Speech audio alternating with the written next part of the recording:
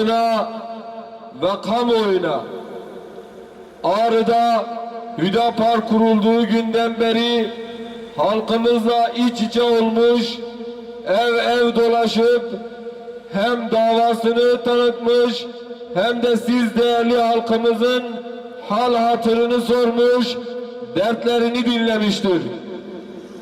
Komşularıyla iyi geçinmiş, yaşlı ve hastalara şefkatlerinden dolayı ziyaretlerde bulunmuşlardır.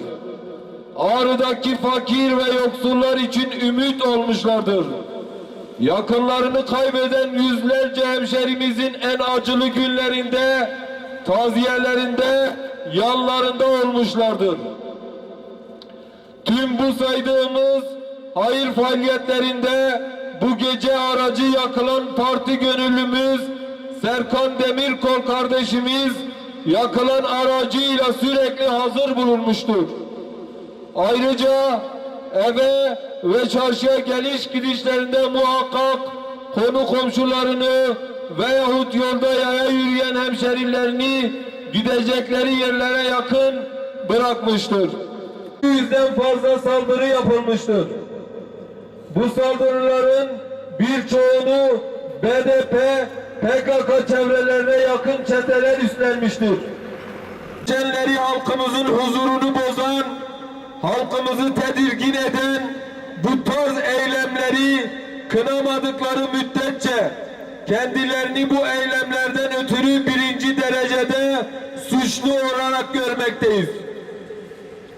Hüdapar camiasına yapılan saldırıların hiçbir failini ortaya çıkarmayan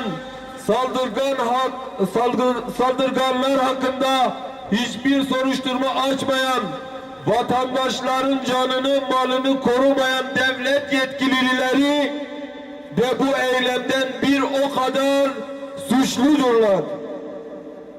Doğu ve Güneydoğu'da partimiz üye ve gönüllülerine yönelik yapılan onlarca saldırıyla ilgili Ağrı'daki hiçbir siyasi parti ve STK'nın bölgemizin huzurunu kasteden bu saldırganlara karşı herhangi bir açıklamaları olmamıştır.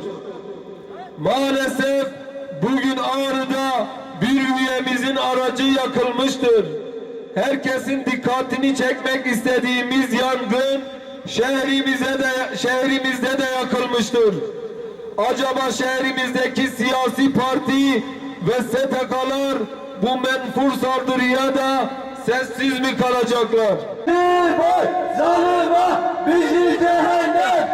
Zülmü zalime bizi cehennem! Zülmü zalime bizi cehennem! Tekbir! Tekbir! Tekbir! Veyahut Ağrılı herhangi bir hemşerimiz partimizden zarar görmüş mü?